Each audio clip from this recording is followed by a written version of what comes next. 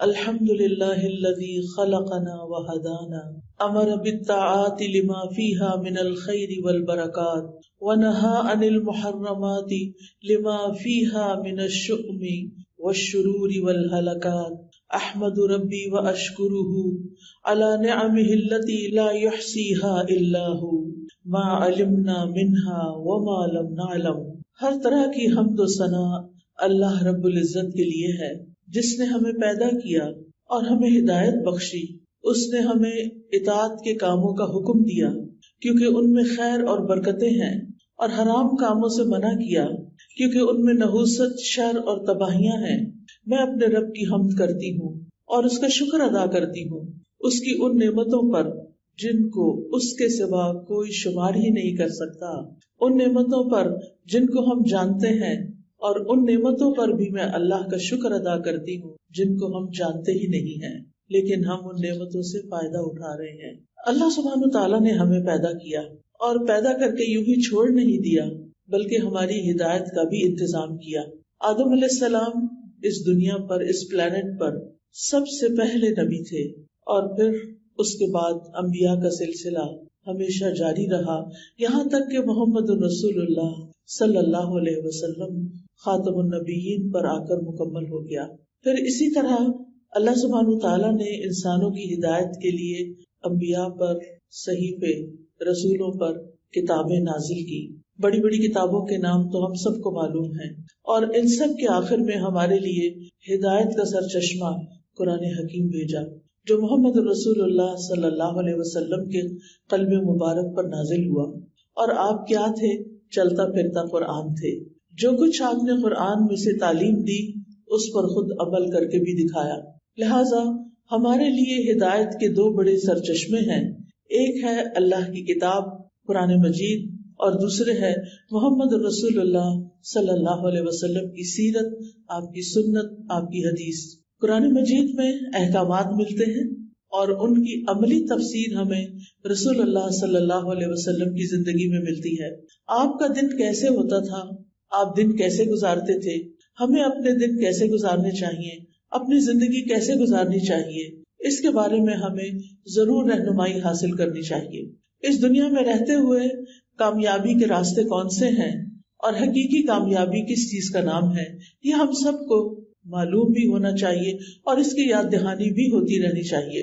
اللہ سبحانہ تعالیٰ نے ہمیں رسول اللہ صلی اللہ علیہ وسلم کے ذریعے ہر وہ بات بتا دی ہے جس کی ہمیں اس زندگی میں ضرورت ہے، جس چیز کے بارے میں ہمیں رہنمائی چاہیے، وہ رہنمائی ہمیں فراہم کر دی گئی ہے.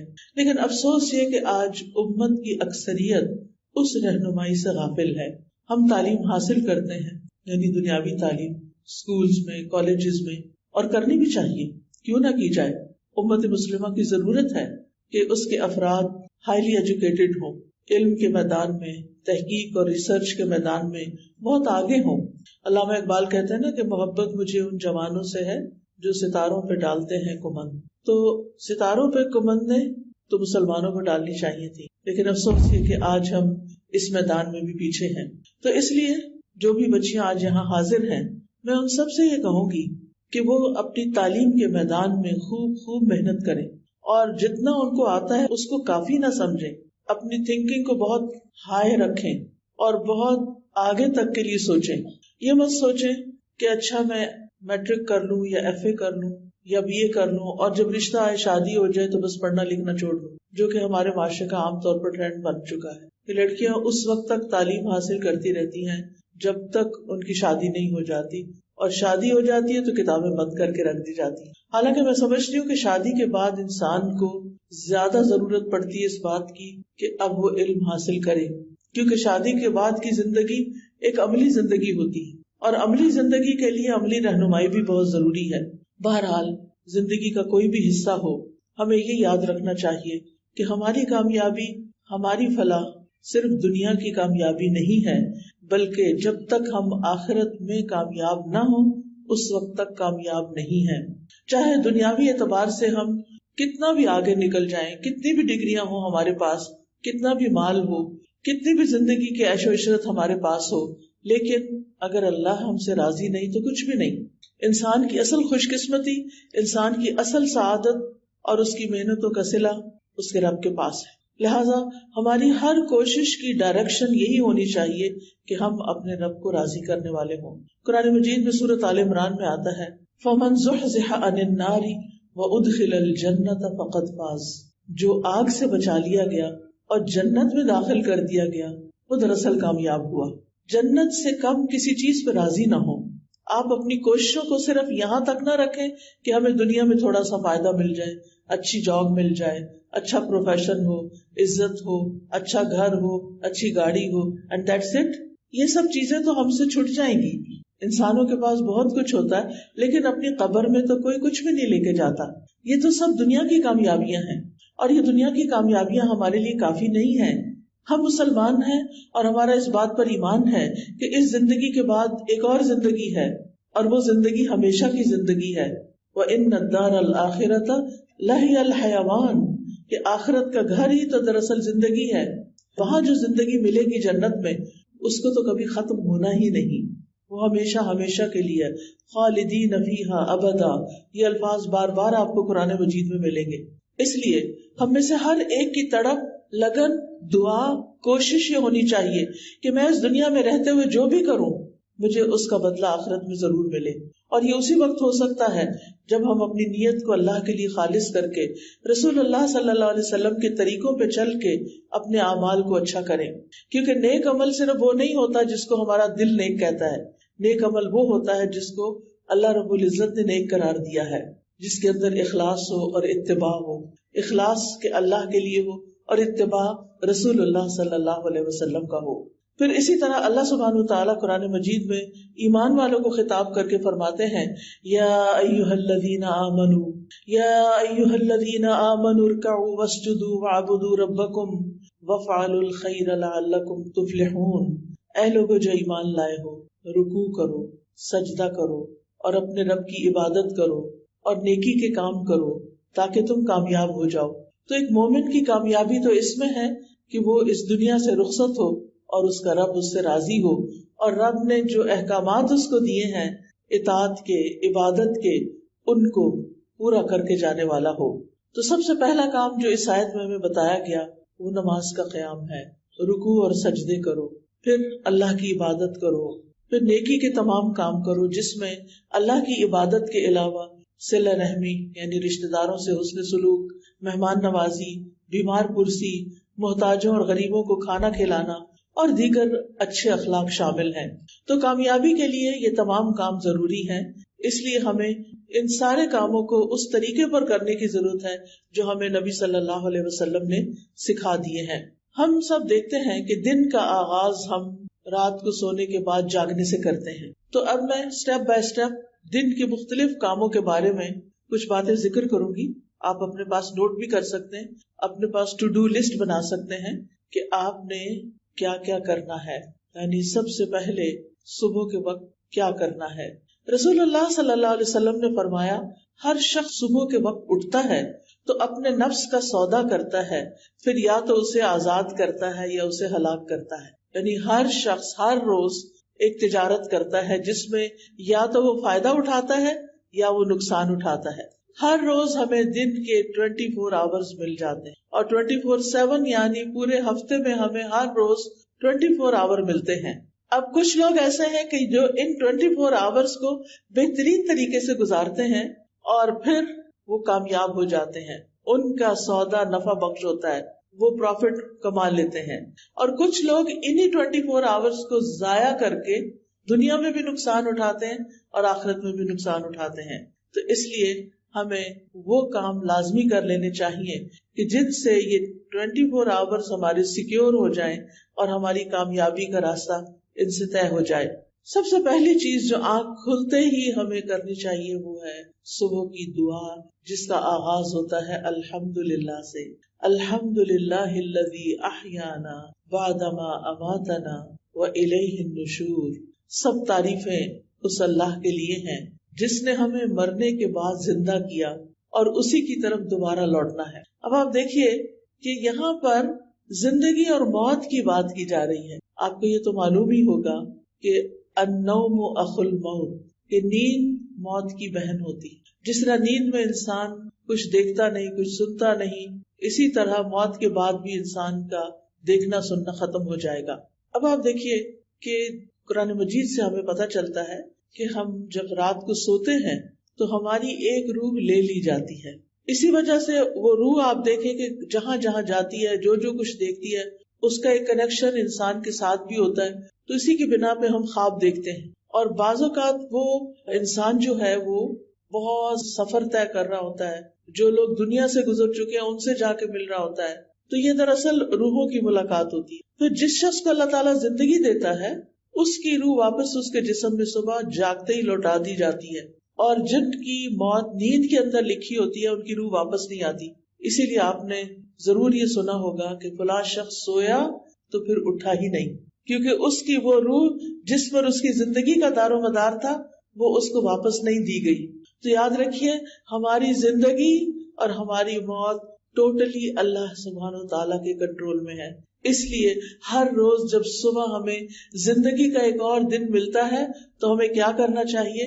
اللہ کا شکر ادا کرنا چاہیے کہ مجھے ایک اور دن مل گیا، اور پھر خوش ہونا چاہیے کہ مجھے اپنی آخرت کی کمائی کے لیے مزید وقت مل گیا ہے۔ اور یاد رکھیے کہ جب انسان شکر ادا کرتا ہے تو اللہ تعالیٰ کا وعدہ ہے لَإِن شَكَرْتُمْ لَأَزِيدَنَّكُمْ، اگر تم نے شکر ادا کیا تو میں تمہیں اور زیادہ عطا کروں گا۔ جو بندہ شکر گزار ہوتا ہے، گریٹفل ہوتا ہے، اس کی نعمتوں میں اضافہ ہوتا چلا جاتا ہے۔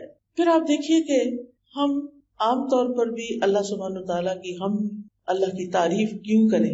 ہم دیکھتے ہیں کہ قرآن مجید سے ہمیں پتہ چلتا ہے کہ کائنات کی ہر چیز اللہ کی تسبیح بیان کر رہی ہے۔ اگر یہ پہاڑ اور یہ درخت اور یہ پھول اور پھل اور یہ پتے اور یہ تمام چیزیں اللہ کی تسبیح کرتی ہیں تو پھر ہم پیچھے کیوں رہیں؟ ہمیں تو اللہ تعالیٰ نے افضل المخلوقات بنایا ہے، باقی چیزوں کو ہمارے لیے بنایا ہے۔ اگر آپ کے گھر میں لگا ہوا درخت اللہ کی تسبیح کر رہا ہے اور آپ سو ہی رہے ہیں تو آپ سوچئے کہ پھر اللہ کے نزدیک وہ درخت زیادہ اچھا ہے جو اس کی تعریف کر رہا ہے، یا وہ انسان جو شیطان کے بہکاوے میں آ کے غافل ہو کے نماز کے وقت میں سو رہا ہے۔ قرآن مجید میں آتا ہے تسبح له السماوات السبع والارض ومن فیہن وَإِن مِّن شَيْءٍ إِلَّا يُسَبِّحُ بِحَمْدِهِ وَلَٰكِن لَّا تَفْقَهُونَ تَسْبِيحَهُمْ، ساتوں آسمان اور زمین اس کی تسبیح کرتے ہیں، یعنی اللہ سبحانہ وتعالیٰ کی، اور جو بھی ان میں چیزیں ہیں وہ بھی، اور کوئی بھی چیز ایسی نہیں مگر وہ اس کی حمد کے ساتھ اس کی تسبیح کرتی ہے، لیکن تم ان کی تسبیح کو سمجھتے نہیں، یعنی انسان کو ان کی زبان نہیں معلوم، ان کی تسبیح کا طریقہ نہیں معلوم۔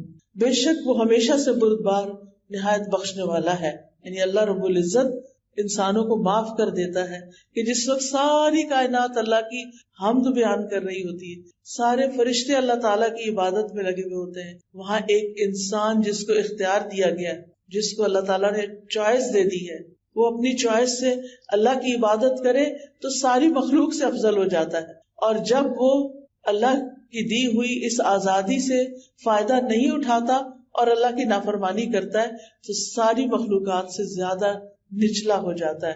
ثم رددناہ اسفل سافلین، اسفل سافلین، سافل کہتے ہیں نیچے گرنے والے کو، اور اسفل جو سب سے نیچے جا گرے۔ جب ساری کائنات اللہ کا ذکر کرے گی اور انسان نہیں کرے گا تو انسان تو پیچھے رہ جائے گا نا، اس کو تو عزت اسی میں ملے گی کہ وہ اپنی چوائس سے یہ سب کچھ کرے۔ نبی صلی اللہ علیہ وسلم نے فرمایا قیامت کے دن اللہ تعالیٰ کے سب سے افضل بندے وہ ہوں گے جو کثرت سے اللہ کی تعریف کرنے والے ہیں۔ تو اس لیے جو نعمت بھی آپ کو ملے اس پر الحمدللہ ضرور کہیے۔ حدیث میں آتا ہے الحمدللہ کہنا میزان کو نیکیوں سے بھر دیتا ہے۔ اتنا بڑا کلمہ ہے یہ کہ اللہ میں تیری تعریف کرتی، تیری حمد و ثنا کرتی۔ پھر اسی طرح اگر انسان پانی کا ایک گھونٹ بھی پیتا ہے، ایک گھونٹ، اور اس کے بعد الحمدللہ کہتا ہے تو اللہ تعالیٰ اس بندے سے راضی ہو جاتا ہے۔ اب آپ صبح کے وقت اٹھ گئے، صبح کے وقت اٹھ کر آپ نے دعا پڑھی، زندگی ملنے پر اللہ کا شکر ادا کیا۔ اب اس شکر کا عملی طریقہ کیا ہے کہ آپ نماز فجر ادا کریں۔ تو اٹھنے کے بعد پہلا کام نماز فجر ادا کرنا ہے، کیونکہ سورج نکلنے کے ساتھ ہی نماز فجر کا وقت چلا جاتا ہے، تو اس کو with in time, with in limits ہمیں ادا کرنا ہوتا ہے۔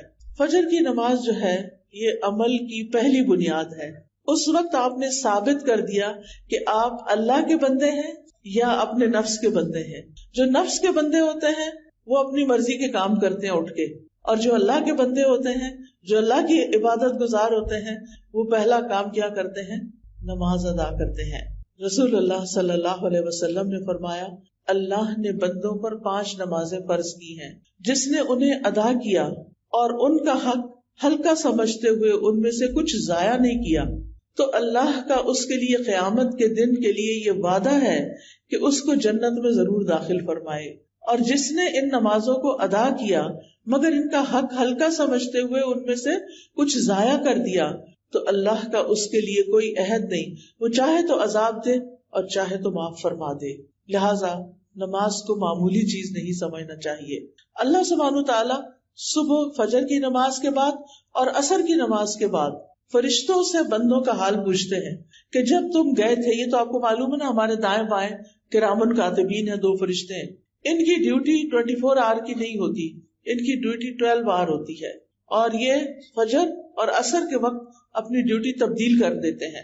جو فجر کے وقت آتے ہیں وہ عصر کے وقت تک ہم نے جو کچھ کیا ہوتا ہے وہ سارا لکھ کر واپس لے جاتے ہیں، اور وہاں سے نیکسٹ یعنی فریش فرشتے آ جاتے ہیں جو اگلے وقت کے لیے پوری رات کے لیے ہمارے اعمال لکھتے ہیں، اور پھر وہ فجر کے وقت واپس جاتے ہیں اور نئے فرشتے فجر کے وقت ہمارے پاس آ جاتے ہیں. جب یہ واپس جاتے ہیں تو اللہ تعالیٰ خود ان سے پوچھتے ہیں کہ تم نے بندوں کو کس حال میں چھوڑا؟ وہ کہتے ہیں ہم نے اس حال میں چھوڑا کہ وہ نماز پڑھ رہے تھے، اور اس حال میں ان کے پاس پہنچے کہ وہ نماز پڑھ رہے تھے.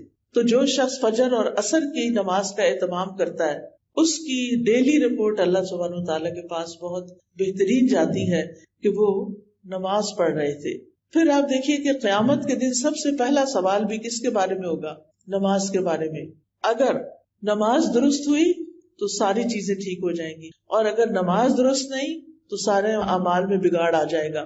رسول اللہ صلی اللہ علیہ وسلم نے فرمایا وہ آدمی ہرگز آگ میں نہیں جائے گا جس نے سورج نکلنے سے پہلے اور سورج غروب ہونے سے پہلے نماز پڑھی، یعنی فجر اور عصر کی نماز پڑھی. اور پھر نماز پڑھنے سے اللہ تعالیٰ بندے کے رزق کا وعدہ بھی کرتے ہیں.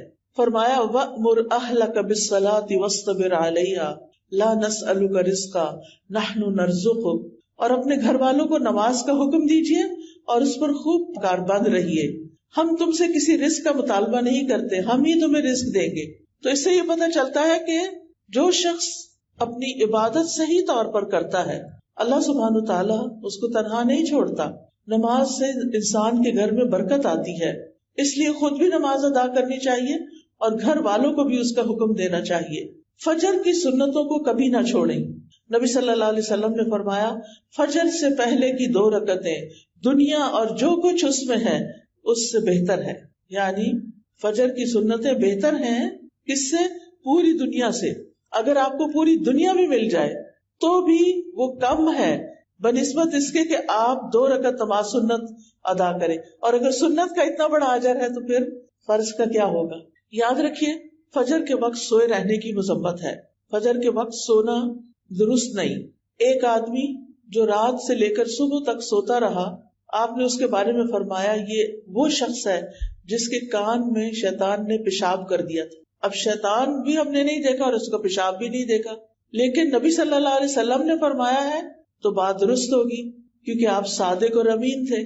یہ بات تو ہم سب جانتے ہیں، سبھی مانتے ہیں. مراد اس سے یہ ہے کہ اس شخص کے اوپر خوب نحوست طاری ہوگی. اسی لیے آپ دیکھیں کہ جب آپ لیٹ اٹھتے ہیں، نماز نہیں ادا کرتے، اللہ کا ذکر نہیں کرتے، تو پھر آپ کی طبیعت سارا دن بوجھل رہتی ہے. پھر آپ کی کوشش یہ ہو کہ نماز خشوع کے ساتھ پڑھے. خشوع کا مطلب نماز میں رونا دھونا نہیں. بعض لوگ سمجھتے ہیں کہ کچھ لوگ نماز میں بہت روتے ہیں لہٰذا ان کی نماز زیادہ خشوع والی ہے. ایسا نہیں. رونا خشوع نہیں ہوتا، بلکہ دل کا متوجہ ہونا اور اعضاء کا پرسکون ہونا، اس کو خشوع کہتے ہیں. یعنی نماز میں ہمیں ہلنا نہیں چاہیے، دائیں بائیں نہیں ہونا چاہیے، ایسے بھی جھوم جھوم کے بھی نماز نہیں پڑھنی چاہیے. نماز میں سٹل بالکل ساکت کھڑے ہونا چاہیے کہ اگر کوئی پرندہ بھی آ کے بیٹھ جائے تو وہ بیٹھا رہے کہ یہ شخص شاید یہ کوئی پول ہے یا کچھ اور ہے. اور اس بات کا خیال رکھنا کہ میں اللہ کے سامنے کھڑی ہوں، اس سے خشوع آتا ہے. بہت سے لوگ یہ کوشچن کرتے ہیں نماز میں خشوع کیسے لائیں. بس یہ سوچ لیں نماز پڑھنے سے پہلے کہ میں اللہ سبحانہ تعالیٰ کے سامنے کھڑی، پھر اپنے رب سے سرگوشیاں کریں، چپکے چپکے باتیں کریں، یعنی نماز کے الفاظ ادا کریں۔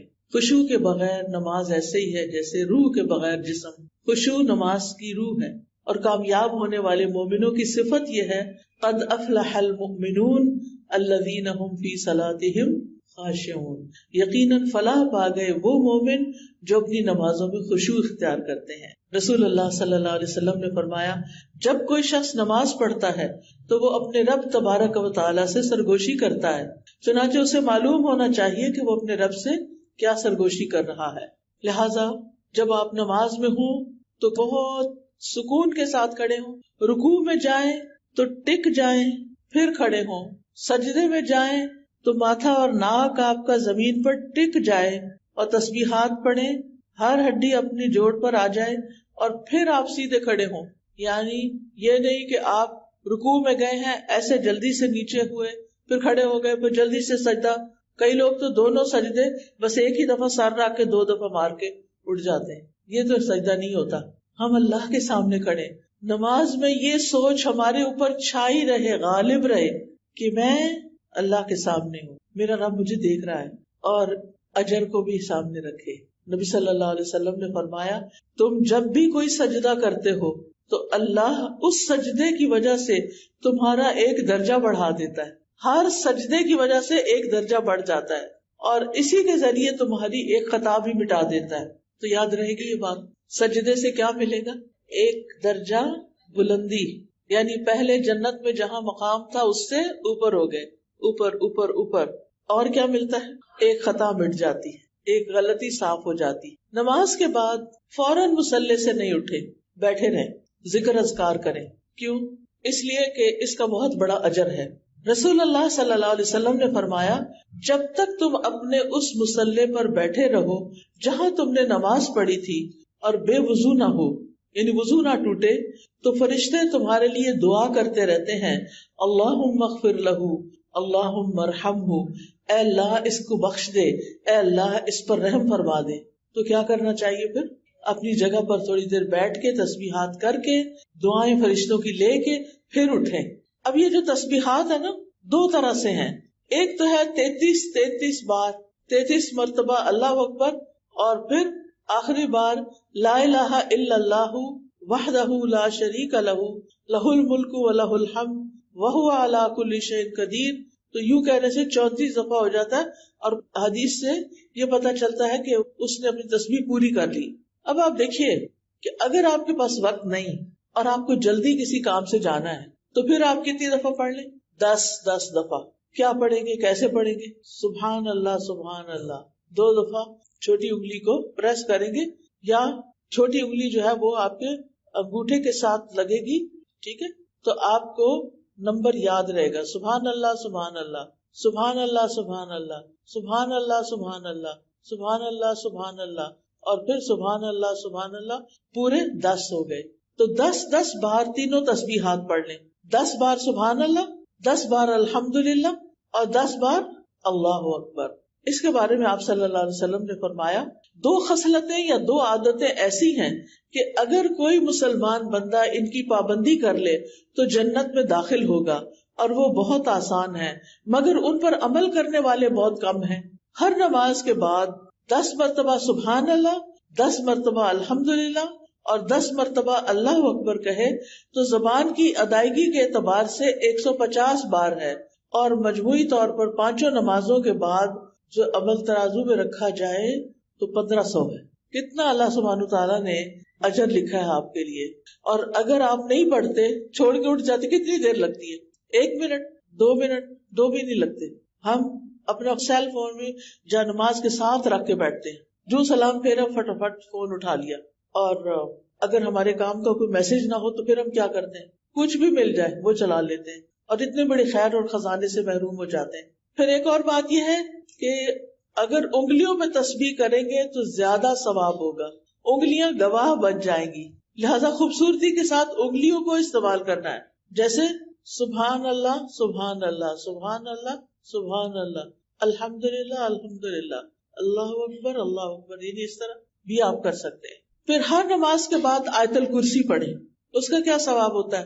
نبی صلی اللہ علیہ وسلم نے فرمایا ہر فرض نماز کے بعد آیت الکرسی پڑھنے والے کو موت کے علاوہ کوئی چیز جنت میں لے جانے سے نہیں روک سکتی. یعنی دنیا میں رہتے ہوئے تو آپ جنت میں نہیں جا سکتے، مرنے کے بعد بھی جنت میں وہ جائے گا جو اللہ کا پسندیدہ ہوگا. اور جو اللہ کا پسندیدہ ہے اس کو اللہ تعالیٰ نے بہت سی خوشخبریاں بھی سنائی ہیں، اس کے لیے آسانیاں بھی کی ہیں. اور یہاں پر کیا آسانی کی گئی ہے کہ جب یعنی انسان اپنی ان چیزوں کو پابندی سے پڑھے گا تو پھر اس کے لیے جنت کا رستہ آسان ہو جائے گا. اچھا، قیامت کے دن ہماری انگلیوں سے بھی سوال ہوگا، تو جب ہم ان پہ ذکر کریں گے تو یہ ہمارے حق میں بولیں گی.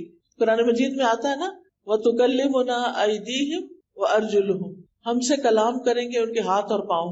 پھر ہر نماز کے بعد قُلْ هُوَ اللَّهُ أَحَدٌ قُلْ أَعُوذُ بِرَبِّ الْفَلَقِ قُلْ أَعُوذُ بِرَبِّ النَّاسِ. اگر آپ کو وسوسے ستاتے ہوں، شیطان پریشان کرتا ہو، آپ کو کوئی تکلیف بیماری ہو، تو آپ یہ تینوں کل ہاتھ پہ پڑھ کے پھونک مار کے ہاتھ میں چہرے اور سر اور بازو اور ان سب پر خود ہی پھیر لیا کریں.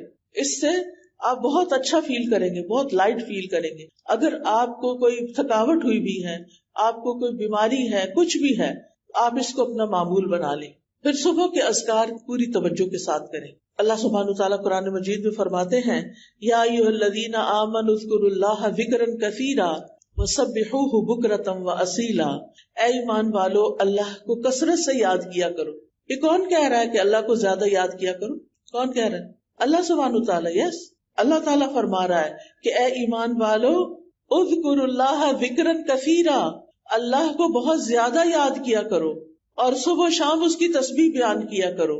تو صبح و شام سبحان اللہ و بحمدہ پڑھنے والا، پوری تسبیح ہے 100 دفعہ پڑھنا چاہیے. پڑھنے والا جو ہے اس کے سارے گناہ معاف ہو جاتے ہیں. اور تسبیح جو ہے یہ ڈپریشن کا علاج بھی ہے. انسان کے دل کا غم، دکھ، پریشانی بھی ختم ہوتی ہے اس سے.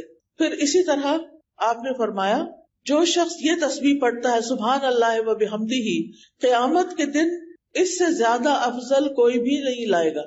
قیامت کے دن اس سے زیادہ افضل عمل کسی کا بھی نہیں ہوگا سوائے اس کے جس نے اس کے برابر یہ سے زیادہ پڑھا ہو. پھر اسی طرح اگر ہو سکے، جیسے بزرگ خواتین ہوتی ہیں تو وہ فجر کی نماز سے سورج طلوع ہونے تک بیٹھے رہے مصلی پر. جو اسکول کے بچے تو ظاہر ہے انہیں اسکول جانا ہوگا، تیاری کرنی ہوگی، لیکن تیاری کرتے کرتے اللہ کا ذکر کرتے رہے. پھر اسی طرح یہ صبح شام کے اذکار ہے نا، یہ بھی بڑے فائدے کی چیز ہے. صبح شام کے اذکار کے بارے میں شیخ ابن عثیمین کہتے ہیں کہ صبح شام کے اذکار اپنے پڑھنے والوں کے لیے اس قدر وسیع، عظیم فوائد اور برکتوں پر مشتمل ہے کہ اس کا احاطہ نہیں کیا جا سکتا، اس کو بیان نہیں کیا جا سکتا. صبح شام کے اذکار دل اور روح کی غذا ہے. دل میں سکینت ہوتی ہے، اطمینان ہوتا ہے، راحت اور مسرت حاصل ہوتی ہے. پھر اسی طرح یہ اذکار دنیا اور آخرت میں سلامت رہنے کا ذریعہ ہے. جو شخص یہ اذکار پڑھے گا وہ سلامت رہے گا. پھر یہ خیر و برکت کا دروازہ کھولنے والے کلمات ہیں. پھر اسی طرح جو شخص صبح کے وقت ان کو پڑھ لیتا ہے اس کے لیے خیر و برکت کا دروازہ کھل جاتا ہے. پھر اسی طرح انسان شر کے واقع ہونے سے پہلے اور واقع ہونے کے بعد اسے ہٹانے کا ذریعہ بھی بنائے، یعنی ذکر کو. پھر آپ دیکھیے کہ ذکر کرتے ہوئے انسان اللہ کی نعمتوں کو یاد کرتا ہے، اس کی مہربانی کو یاد کرتا ہے، اللہ کے سامنے اپنے عجز و انکساری کا اظہار کرتا ہے. اور پھر یہ ذکر جو ہے یہ انسان کے لیے دشمن کے مقابلے میں جیسے زرہ ہوتی ہے نا، ویسے ہی ہے. صبح شام کے اذکار کے بعد آپ قرآن مجید کھولیں، چاہے ایک صفحہ پڑھیں چاہے آدھا صفحہ پڑھیں، کیونکہ قرآن مجید میں آتا ہے ان قرآن الفجر کان مشہودا، کہ فجر کے وقت کا قرآن اس میں فرشتے حاضر ہوتے ہیں. ہر ایک اپنی اپنی سہولت کے مطابق قرآن مجید کا کچھ حصہ ضرور پڑھے. قرآن غموں کا علاج ہے، سکون کا ذریعہ ہے. قرآن کی تلاوت سے اجر ملتا ہے. ایک حرف کے نتیجے میں کیا ملتا ہے؟ 10 نیکیاں. اور پھر کہتے ہیں کہ الف لام میم یہ بھی قرآن کے حروف ہیں. صرف یہ کہنے سے الف لام میم کتنی نیکیاں مل جاتی ہیں؟ جی ہاں، 30 نیکیاں. پھر آپ دیکھیے کہ جن گھروں میں قرآن پڑھا جاتا ہے وہ گھر اپنے رہنے والوں کے لیے کھلا ہو جاتا ہے. اس میں فرشتے حاضر ہوتے ہیں، شیاطین اس گھر کو چھوڑ دیتے ہیں، اس کی خیر و برکت بڑھ جاتی ہے. پھر اسی طرح اگر وقت ہو تو اسکول جانے سے پہلے آپ تھوڑا سا ترجمے سے قرآن ضرور پڑھ لیں. آپ کو معلوم ہے کہ میں نے دینی تعلیم جو ہے باقاعدہ کسی مدرسے میں داخل ہو کر نہیں لی، لیکن ان کے مدرسوں میں جو کتابیں پڑھائی جاتی ہیں ان میں سے بہت سی کتابیں میں نے اپنے والد سے پڑھی، اور ہمارا یہ پڑھنے کا اسٹڈی ٹائم کون سا ہوتا تھا؟ فجر کی نماز کے بعد. فجر کی نماز کے بعد وہ اتنا بابرکت وقت ہے کہ اس میں آپ تھوڑا سا بھی کوئی کام کریں گے تو بہت جلدی نمٹ جاتا ہے. اور جن گھروں میں قرآن پڑھا جاتا ہے، حضرت ابو ہریرہ کہا کرتے تھے بے شک قرآن پڑھنے کی وجہ سے گھر اپنے رہنے والوں کے لیے بہت کھلا ہو جاتا ہے، کشادہ ہو جاتا ہے، اس میں فرشتے حاضر ہوتے ہیں، شیاطین اس گھر کو چھوڑ دیتے ہیں، اس کی خیر و برکت حاصل ہوتی ہے. پھر اسی طرح قرآن مجید کو اپنا دوست بنا لیں، ہر جگہ آپ کے ساتھ ہونا چاہیے. اب تو خیر موبائل کے ذریعے ویسے بھی ساتھ ہوتا ہے، اگر آپ نے قرآن مجید کی اپلیکیشن ڈاؤن لوڈ کی ہوئی اور اس میں بک مارک بھی ہوتا ہے، جتنا آپ پڑھ لیں ایک دن وہاں بک مارک لگا دیں، پھر آگے اور اس طرح آپ پڑھتے چلے جائیں. قبر میں جب انسان کو لٹایا جائے گا، ہم سب نے جانا ہے نا قبر میں، اس میں تو کسی کو شک نہیں، ہم نے مرنا تو ہے ہی، انسان ہمیشہ کے لیے تو یہاں آیا نہیں. جب کوئی مر جاتا ہے تو اس کو جب دفناتے ہیں قبر کے اندر رکھتے ہیں تو قرآن جو ہے وہ بندے کے سرہانے کی طرف آ جاتا ہے، سر کی طرف، اور پھر فرشتہ جب اس کو عذاب دینے لگتا ہے تو وہ کہتا ہے کہ میں تو قرآن پڑھتا اور پڑھاتا ہوں، اور پھر تلاوت قرآن کا جو ثواب ہوتا ہے وہ اس جگہ پر آ جاتا ہے اور وہ فرشتہ اس کا کچھ بھی نہیں بگاڑ سکتا. جب فرشتہ سامنے سے آتا ہے تو صدقہ اس کو پرے دھکیل دیتا ہے، اور جب اس کے پاؤں کی طرف سے آتا ہے تو مساجد کی طرف چل کر جانا اسے دور کر دیتا ہے. پھر اس کے بعد 2 رکعت نماز اشراق، یہ ہمارے جسم کے 360 ہڈیوں کا کیا ہے، یعنی اس کو پڑھ کے گویا ہم ایک ایٹریبیوٹ پیش کر رہے ہیں اپنے آپ کو. اس لیے جیسے رات کے نوافل اہمیت رکھتے ہیں اسی طرح دن کے نوافل بھی اہمیت رکھتے ہیں. تو بہت ضروری ہے کہ ہم تھوڑا سا وقت ضرور نکالیں، ہمارے جسم کا صدقہ ہے. ہم میں سے ہر روز تو ہر شخص صدقہ نہیں کر سکتا، اتنے پیسے تو نہیں ہوتے سب کے پاس، لیکن اگر آپ یہ 2 نفل پڑھ لیتے ہیں تو آپ کے بدن کا صدقہ ہو جاتا ہے. پھر اس کے بعد یہ کہ ہم میں سے ہر ایک کو، چاہے وہ اسکول میں جاتا ہے یا نہیں، زندگی کے ہر موڑ پر کیا کرنا چاہیے؟ اپنے لیے علم نافع میں اضافہ کرنا چاہیے.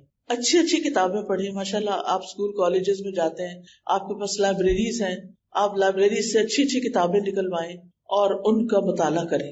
نبی صلی اللہ علیہ وسلم فجر کی نماز کے بعد سلام پھیرتے تھے تو یہ دعا کرتے تھے، اللہم انی اسألک علما نافعا وعملا ورزقا طیبا وعملا متقبلا، اور پاکیزہ رزق، طیب رزق اور عمل قبول ہونے والا یہ نصیب کر. تو علم نافع کیا ہے؟ علم نافع وہ نفع مند علم ہے جس سے انسان کی دنیا بھی سنورتی ہے اور آخرت بھی. لہٰذا اسکول کالج میں جو بھی آپ چیزیں ایسی پڑھ رہی ہیں جو آپ کو آئندہ زندگی میں کام آنے والی ہیں تو وہ علم نافع ہے. پھر اس میں دینی علوم بھی آ جاتے ہیں، دنیاوی علوم بھی آ جاتے ہیں. اور پھر یہ کہ علم سیکھنے اور سکھانے کے لیے اپنے اوقات مقرر کریں. ہر وقت کتابیں لے کے نہ بیٹھے رہیں. گھر والے کو کسی کام کے لیے بلائیں اور آپ کہ مجھے تو پڑھنا ہے، اور ان کو کتابیں دکھا کے تو پھر آپ آرام کریں. تو ایسا نہیں ہونا چاہیے، ٹھیک ہے نا. پھر ناشتے کی باری آتی، ناشتہ ضرور کریں، اگرچہ کھجور ہی کھائیں. بہت سے بچے اسکول میں بھوکے چل پڑتے ہیں اور پھر کینٹین پہ آ کر جیسی تیسی چیزیں کھا لیتے ہیں، بس پیٹ بھر لیتے ہیں. پھر آپ دیکھیے کہ اگر آپ گھر سے ناشتہ کر کے چلیں گے، اور خاص طور پہ لڑکیوں کو کیلشیم کی بہت ضرورت ہوتی، اگر آپ 1 کپ دودھ اور 2 کھجوریں بھی کھا کے گھر سے آ جائیں تو دوپہر تک آپ کا گزارا ہو سکتا ہے، کام چل سکتا ہے. لیکن اس سے جو دونوں چیزوں سے آپ کو انرجی ملے گی، آپ کی قوت میں اور زیادہ اضافہ ہوگا. نبی صلی اللہ علیہ وسلم نے فرمایا دودھ کے علاوہ کوئی چیز ایسی نہیں جو کھانے اور پینے دونوں سے کفایت کرے. یعنی دودھ کو کھا بھی سکتے اور پی بھی سکتے. آپ نے دیکھا ہوگا نا کہ وہ جم جاتا ہے، بازو کا دودھ دہی بن جاتا ہے، تو اس کو کھا لیں اور دودھ کو پی لیں. پھر آپ دیکھیے کہ کھانے سے پہلے کیا کریں. آپ میں سے کوئی بتائے گا؟ بسم اللہ. آغاز میں کیا پڑھتے ہیں؟ بسم اللہ. الحمدللہ. اگر شروع میں یاد نہیں رہا تو پھر کیا کریں؟ بسم اللہ اولہ و آخرہ. ٹھیک ہے. کھانا کھڑے ہو کے کھانا چاہیے یا بیٹھ کے؟ بیٹھ کے. چلتے پھرتے چیزیں اٹھا کے منہ میں نہ ڈالیں، ان کو اکٹھا کر کے رکھ دیں اور پھر کہیں بیٹھ جائیں اور پھر اطمینان سے کھاتے بھی رہیں اور ساتھ پڑھتے بھی رہیں. پھر دائیں ہاتھ سے کھانا چاہیے یا بائیں ہاتھ سے؟ دائیں ہاتھ سے. ہر لقمہ اور ہر گھونٹ لے کر کیا پڑھنا چاہیے؟ الحمدللہ. اس سے کیا فائدہ ہوتا ہے؟ کیا فائدہ ہوتا ہے؟ ایک دفعہ الحمدللہ کہنے سے میزان نیکیوں سے بھر جاتا ہے. یعنی اللہ سبحانہ تعالیٰ کو اپنی حمد بہت پسند ہے. پھر آپ دیکھیے کھانا کھانے کے بعد کی دعائیں کس کس کو آتی؟ ماشاءاللہ کچھ ہاتھ کڑے ہیں. جس کو نہیں آتی، آپ لوگ کے ذہن بہت زرخیز ہے، بہت جلدی آپ یاد کر سکتے ہیں. آپ یہ کر سکتے ہیں کہ کھانے کی دعائیں لے کے ان کا پوسٹر جو ہے وہ آپ گھر کی کسی وال پہ لگا لیں، جو کچن میں کھانا کھاتے ہوئے آپ کی نظر اس پہ پڑے، اور پہلے سے ہی تیاری کر لیں کہ کیونکہ اتنی ایج جب ہم نہیں نا کچھ پڑھتے تو پھر ہمیں پڑھنے کی عادت بھی نہیں ہوتی. تو لہٰذا بہت ضروری ہے کہ ہم کیا کریں؟ دعا پڑھیں. جو شخص یہ دعا پڑھے الحمدللہ الذی اطعمنی ھذا ورزقنیہ من غیر حول منی ولا قوہ، اس کے پچھلے گناہ معاف کر دیے جاتے. سبحان اللہ، یعنی اللہ تعالیٰ ہمیں کھلا رہا ہے، پلا رہا ہے، اور ہم ایک اس کا شکر ادا کر دیتے ہیں کہ اللہ آپ نے مجھے کھانا دیا، آپ کا رزق ہے، میری کوئی قوت اور طاقت نہیں تھی اس کو لانے میں، تو اللہ تعالیٰ اس کے گناہ معاف فرما دیتے ہیں. پھر اسی طرح صبح صبح ایک نیت کرے، اور وہ کیا ہے؟ حیاتی کلہ للہ، میری ساری زندگی میرے رب کے لیے، اللہ کے لیے ہے. کیا مطلب ہے اس کا؟ کہ میں وہ کام کروں گی جن سے میرا رب راضی ہوگا، اور ان چیزوں کو چھوڑ دوں گی جن سے میرا رب ناراض ہوتا ہے. اللہ سبحانہ تعالیٰ کی پسند کے کام کون کون سے ہیں؟ کوئی بتائے گا مجھے؟ اللہ تعالیٰ کن کاموں کو پسند کرتا ہے؟ اور ہمیں تو ٹپس پہ پتا ہونا چاہیے، 1 2 3 4 5 جلدی جلدی جلدی. ٹھیک ہے، شاباش، ٹھیک ہے، بالکل. اور ایک تو اللہ کی عبادت کرنا، اور ساری مخلوق سے احسان کرنا، ہر بندے سے اچھی طرح پیش آنا، دوسروں کو معاف کر دینا، والدین کا احترام کرنا، ٹیچرز کا احترام کرنا، پیٹھ پیچھے بری بری باتیں نہیں کہنا. پھر اسی طرح اور بھی جتنے جانوروں کے ساتھ احسان. پھر اسی طرح پودے زیادہ سے زیادہ لگانا. پودا لگانے کا کیا ثواب ہے؟ کوئی بتائے گا؟ اور ہماری زندگی میں پودوں کا کتنا بڑا عمل دخل ہے، آپ سب پڑھتے ہوں گے اس کے بارے میں. کتنے زیادہ انوائرمنٹ ایشوز ہو گئے ہیں، اور وہ زیادہ درخت کٹنے کی وجہ سے. بڑی بڑی آبادیوں پر کالونیز بن گئی ہیں اور درخت کاٹ دیے گئے. تو اللہ سبحانہ تعالیٰ کے لیے ہم اپنی زندگی کو خالص کریں کہ اللہ میری زندگی آپ کے لیے، اور پھر ہم ایمان کے ساتھ خوبصورت بنے. یعنی بہت سے لوگ صرف میک اپ سے خوبصورت بننا چاہتے ہیں، ہمیں ایمان کے ساتھ. ایمان ہوتا ہے دل میں، اور جو دل میں ہوتا ہے وہ چہرے پہ آتا ہے. اگر ایمان دل کے اندر خوبصورت ہے نا، تو ہو ہی نہیں سکتا کہ چہرہ اس کو ریفلیکٹ نہ کرے. پھر اسی طرح قلبی طہارت کے ساتھ ساتھ روح کی غذا اب تک آپ دے رہے تھے اس کو، اب جسمانی طہارت کا بھی خیال کریں. پاک صاف رہنے والوں کے بارے میں ہمارا دین ہمیں کیا سکھاتا ہے؟ شاباش، ان اللہ یحب التوابین ویحب المتطہرین، بے شک اللہ توبہ کرنے والوں سے محبت کرتا ہے اور پاک صاف رہنے والوں سے. اللہ سبحانہ تعالیٰ پاک صاف رہنے والوں سے محبت کرتا ہے. کس کو نہیں چاہیے اللہ کی محبت؟ ہمیں سے ہر شخص کو چاہیے ہوتی ہے. لہٰذا اللہ کی محبت ان لوگوں کے لیے ہے جو پاکیزگی کا اہتمام کریں گے. پھر آپ دیکھیے کہ طہارت میں جسم، ناخن، بدن، سکن، بال، ان سب کی طہارت کا خیال کرنا چاہیے. مسواک کرنا، مسواک کرنے کے کیا فائدے ہیں؟ آپ نے کو بتائے گا؟ جی، منہ کی پاکیزگی اور رب کی خوشنودی حاصل ہوتی ہے. شاباش. پھر اس کے بعد آپ دیکھیں کہ نبی صلی اللہ علیہ وسلم تو اتنی کثرت سے مسواک کرتے تھے کہ دن یا رات میں جب بھی سو کر اٹھتے تھے تو وضو سے پہلے آپ مسواک کیا کرتے تھے. وضو سے بھی پہلے مسواک، پھر وضو کے بعد کی دعا. اس کے پڑھنے کا کیا ثواب ہے؟ جو شخص وضو کرے اور اچھی طرح وضو کرے اور یہ دعا پڑھے، اشہد ان لا الہ الا اللہ وحدہ لا شریک لہ واشہد ان محمدا عبدہ ورسولہ اللہم اجعلنی من التوابین واجعلنی من المتطہرین. یہ دعا بھی ساتھ ہی لگا لیں. ایک قرآنی دعا ہے اور ایک مسنون دعا ہے. وضو کے بعد اگر آپ اس کو پڑھیں گے تو نبی صلی اللہ علیہ وسلم نے فرمایا اس شخص کے لیے جنت کے 8 دروازے کھول دیے جائیں گے. کتنی مختصر سی دعا ہے اور کتنا اچھا اکرام ہوگا. پھر آذان اگر سنتے ہیں تو آذان کا جواب دینا ہے، اور آذان کا جواب دے کر دعائیں بہت زیادہ قبول ہوتی ہیں.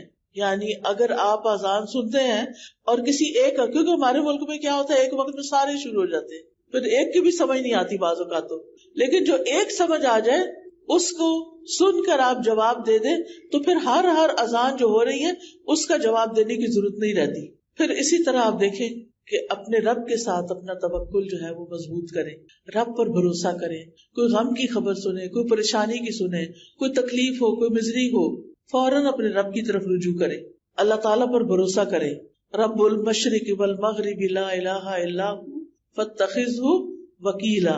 مشرق و مغرب کا رب، اس کے سوا کوئی معبود نہیں،